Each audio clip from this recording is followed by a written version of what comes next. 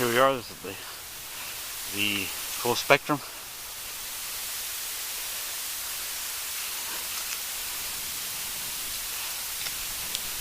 Video of the mass grave here at Oakwood Cemetery.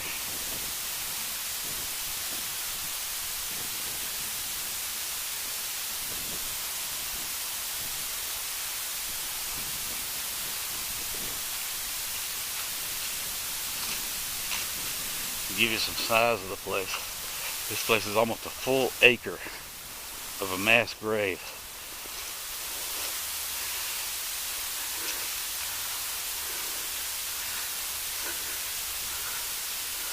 As you notice, there's nobody buried out here except on this little hill that was formed by covering up the graves. Confederate soldiers and some Union guards who died at Camp Douglas. This is the grave out here all by itself.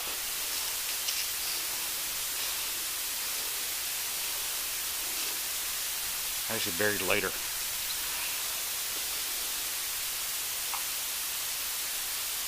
He died just before the war ended. Would have been going home. But they buried him out here to get away from the circles. So this grave is outside the rings of who is buried here.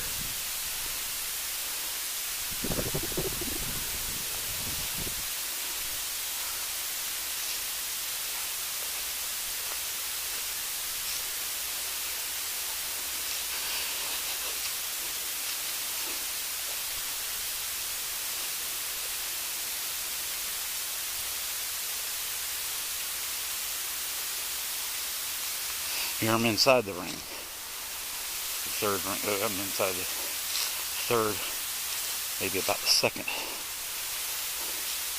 The first ring is here. And that's where these people were put.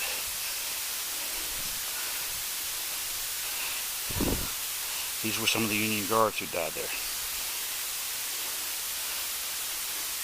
When they were moved here, they were indeed unknowns. About 1868, 69, after the war, when they moved all the graves here. These were Union guards who died at Camp Douglas.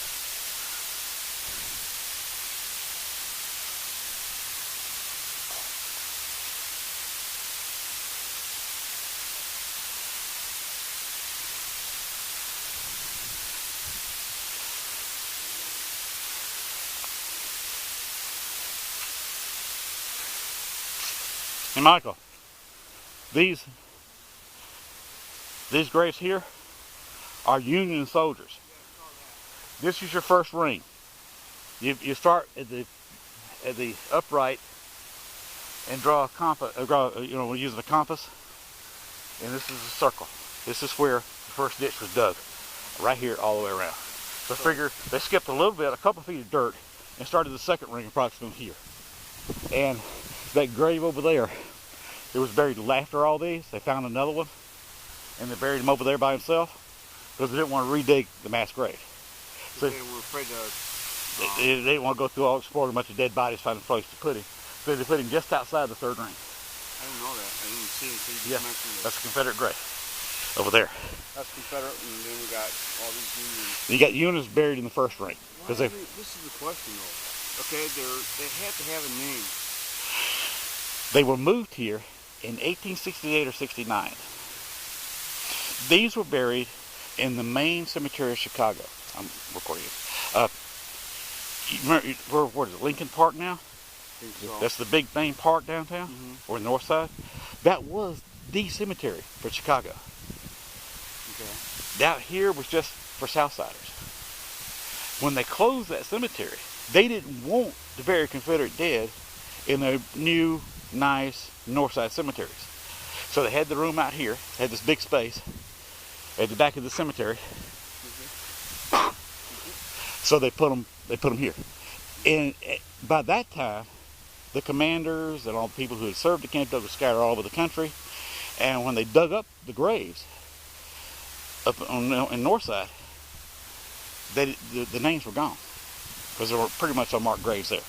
Right, by the time for the wear and tear. you know, Paul, overall. It was 4 or 5 years after they were buried, so the records were Still lost. should be a record. The records were lost. How does that not surprise me? They were lucky they had 4,000 records of who died out of 6,000. Right. So they did pretty good with that. The Union Guards, however, he's a guard. He's an E1 in the Army, or E2. Some guy just got recruited out of Chicago or something. He was a nothing.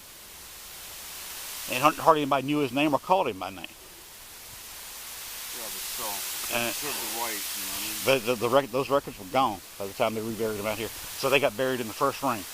Probably they had them separated, dug them up, and put them here, and then buried Confederates further around, and just put all the Union stuff together. But figure, right here, where my foot is, there's probably 3 or 4 Confederate soldiers buried under this ground right here. Where there may just be one Union soldier right here side by side.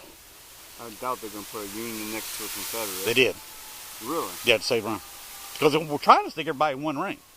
Mm-hmm. And they thought they could do that. They even put them 3 or 4 feet deep. They realized we can't do this. Because they didn't know there was that many.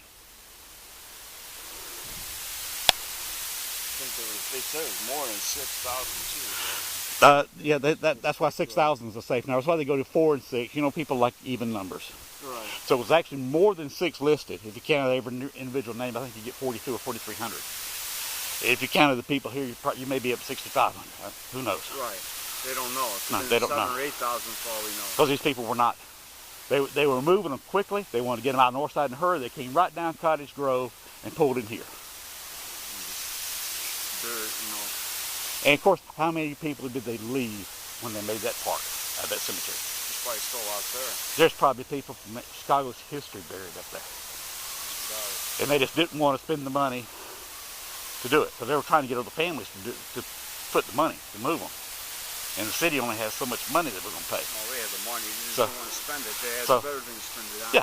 So when the city put up so much more money and they ran out of money, the families couldn't be contacted. Right. They're more than likely covered up. So you eat a picnic up there in the park. You don't know what you're sitting. And you notice the cannon's about the second ring over here. And they place that one grave outside the third ring. So see, the cannons are approximately the second ring.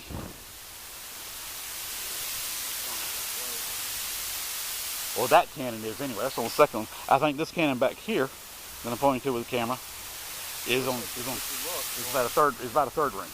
So figure they're here, skip a couple of feet, and you're standing almost the end of the second ring. So you put 2 or 3 feet apart between the rings.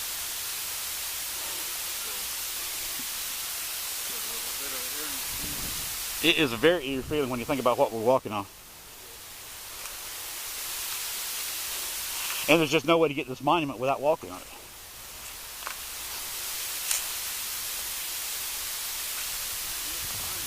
It is a beautiful monument.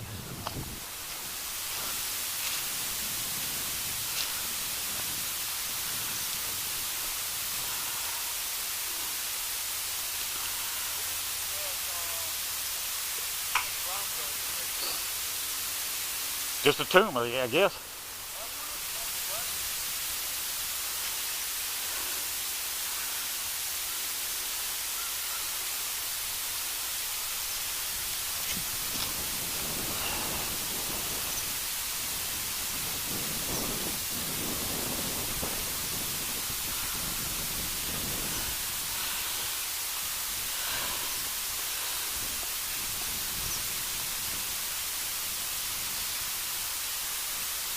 I'm going to walk around with the monument. See these?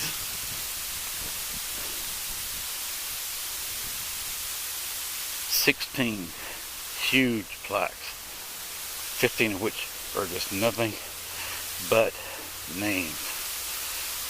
And kind of small print for a plaque.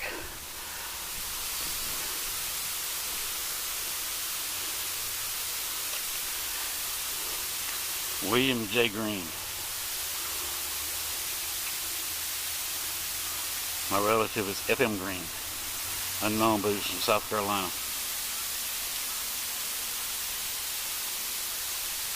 a relative.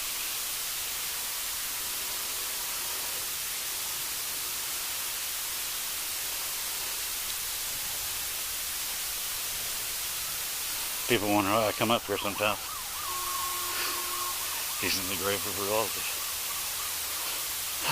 Only the Lord knows where he's buried in the circles.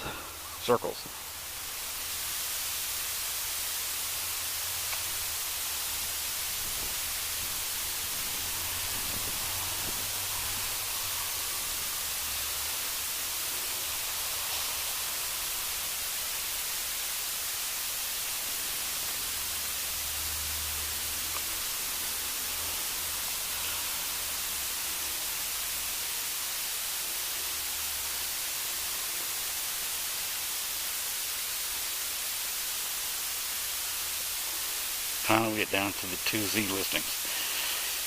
The Y's, the W's.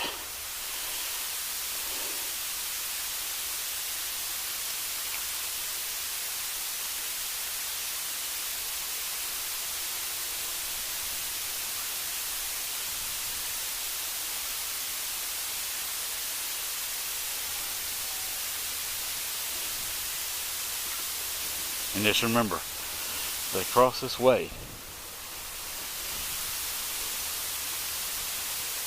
Somewhere between me and that lonely gravestone over there are 3 rings of mass graves. The exact total is unknown.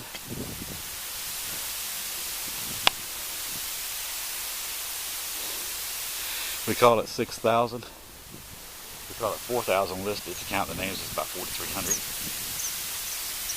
So given the rounding figures, there's probably 62, 6,300 buried here.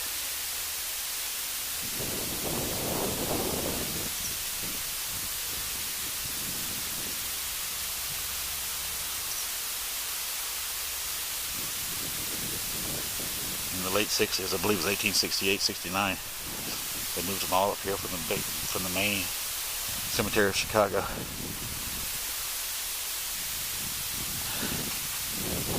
But you have an acre here of mass graves. Going to Bachelor's Grove, that's an acre. The circles here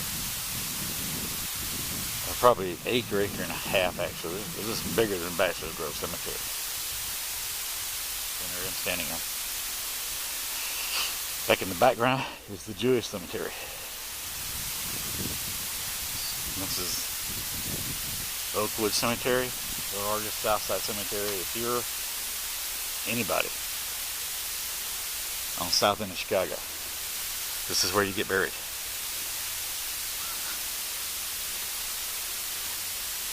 If my wife and I spend the rest of our lives here in Chicago, this may be where we end up.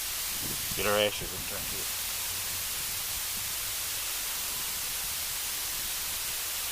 Okay, full spectrum video. Have a good day.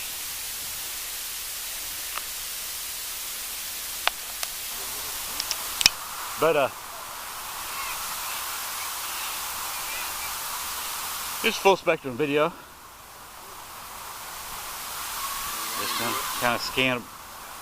Just kind of scan over where we've been, what we're doing, what we're looking at.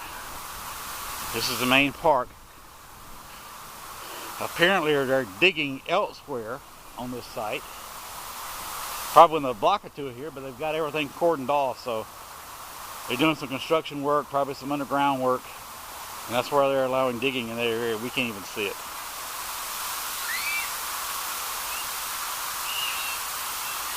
So this is the park, the only place you can really do investigating.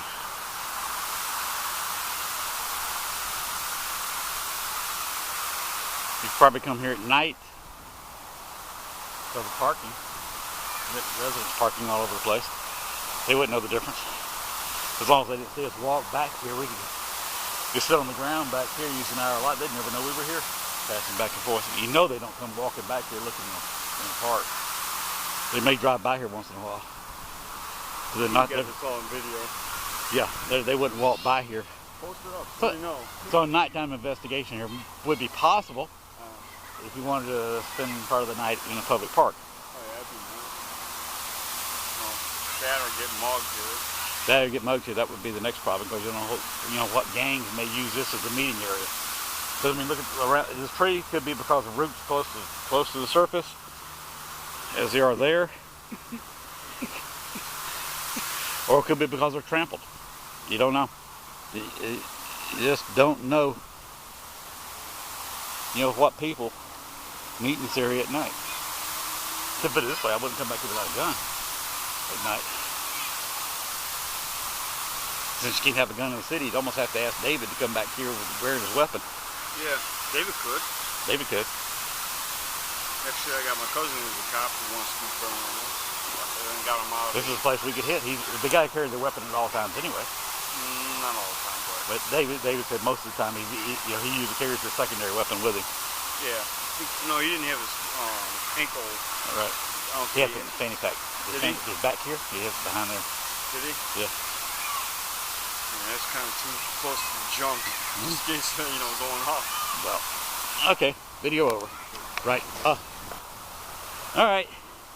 We're walking out of the park, trying to take about the same route that we did before when we got the big EMF session. Well, past the softball in the inside diamond. Well, I tell you what, they think you think the heat got relieved in Chicago. There's some heat bearing down right now. Great googly moogly.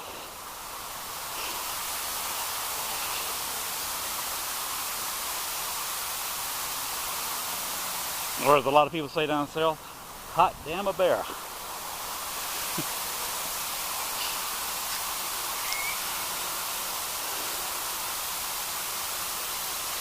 Okay, we were walking to the left of this bush here.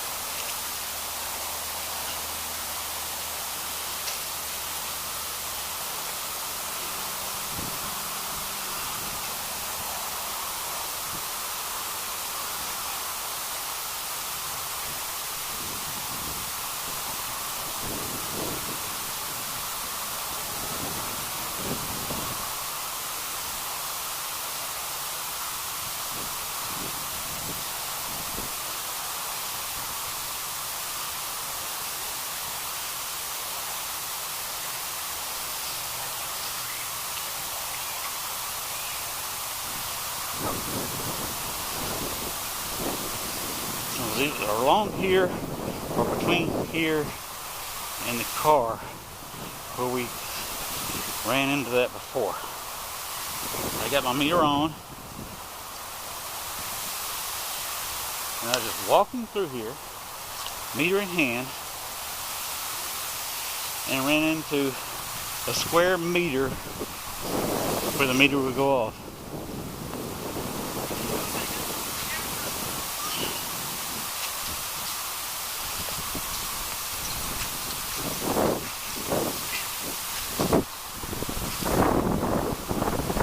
Higher we are than the creek back there.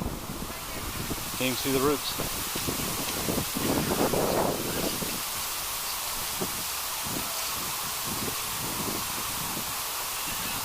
Back in the days of Fort River, we were walking through a near swamp. Of course, the lack of rain like we've been having, it'd be dry dirt. With no trees. As you can see, none of these trees in here are 100 years old. Say nothing of 150. I don't know if that tree's 150 years old or not. Oh, that's older. It's older, but it's 150 years old. I don't know, Maybe that was a sapling there in the Fort Dearborn days, you don't know. May have been a tree where they left it and put a building under it. Yeah, look at that. Also, you remember this ground was a lot lower. Yeah, if it was a tree back in Fort Dearborn days, half of it would have been covered up. It had been pretty good size. And I just don't know the age of this kind of tree, if that's a 150-year-old tree or not. I don't know. I'm thinking more if it's 150 years, it'd be another foot around in radius, not circumference. Yeah, we can tell by years when you chop a tree by counting the rings. Right.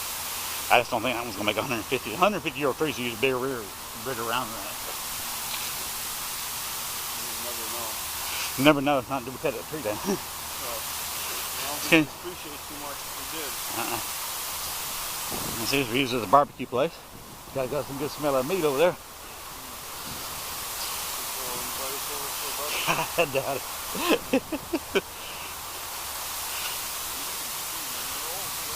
Hey, you got this place smelling good.